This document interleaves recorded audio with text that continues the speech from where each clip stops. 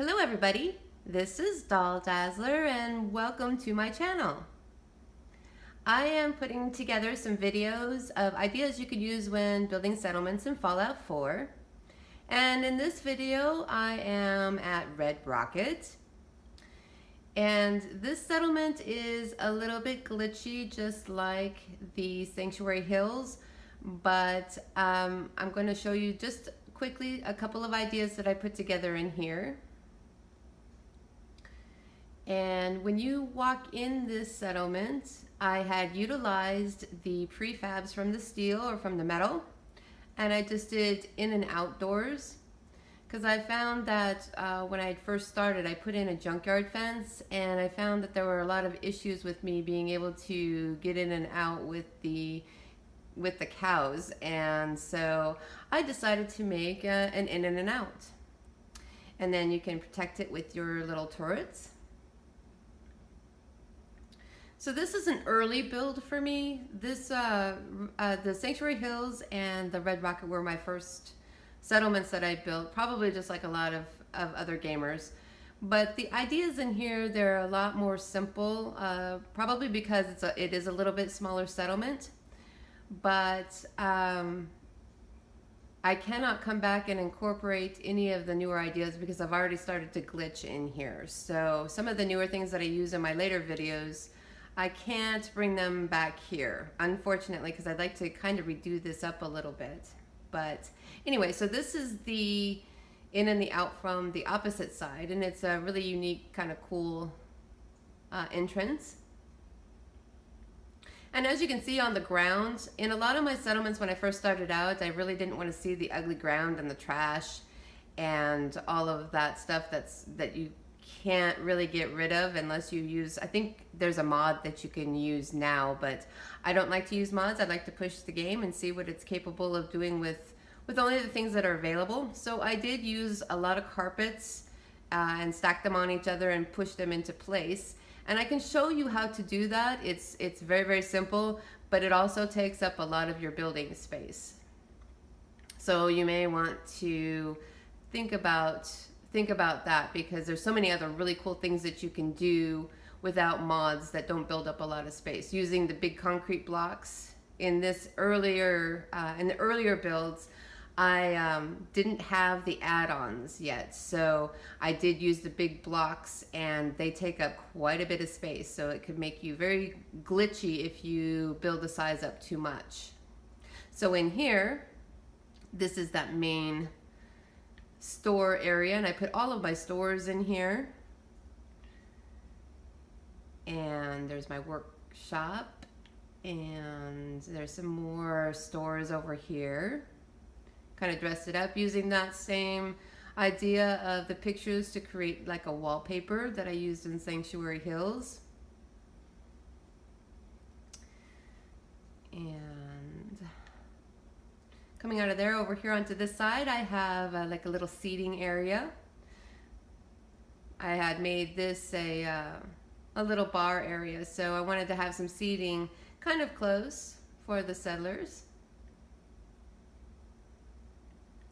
And over here is a waterfall statue.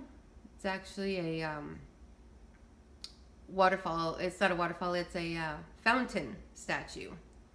And I put some lights, kind of like what I did at the Sanctuary Hills, and you can see I actually added even some little lights in these little things here, and I can show you how to do that. Any of the ideas that you guys see in any of my videos, if you want to know how I put them together, please leave it in the comments below, and I can make a short tutorial for you.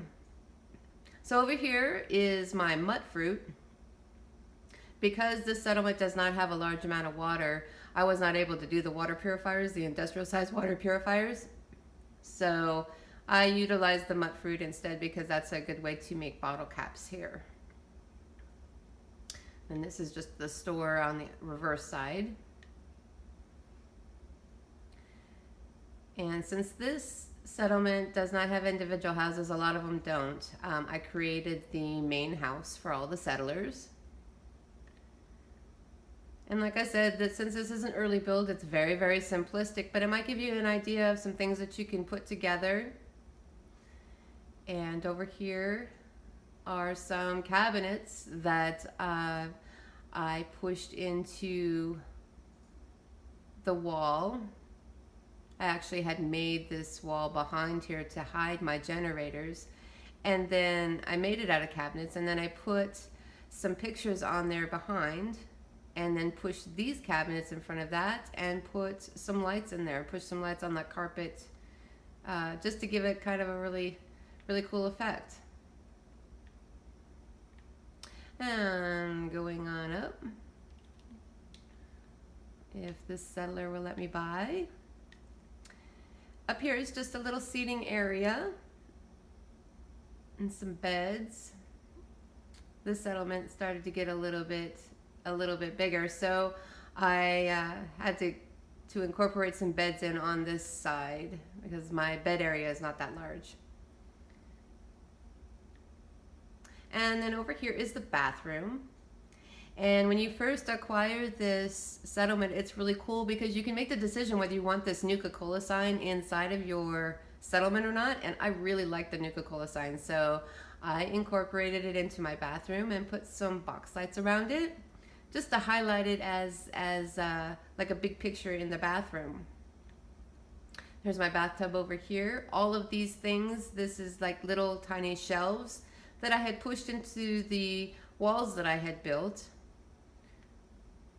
And then here's a little cabinet back here. A lot of using that technique of the carpet. So if you don't know that technique, there are a lot of videos on that technique, but I can put one together for you if you would like to see that. This is the bedroom area, and it's very simple. Some of my later designs for the bedroom are much better, but I was just getting familiar with how things are put together. So this build it's really simple, but it still can give you some pretty cool ideas. So up here on the top, you can see all the way around this. It's good to build something up a little bit high, because then when you get attacked, you can see and still fight from. You can see all the way down. You can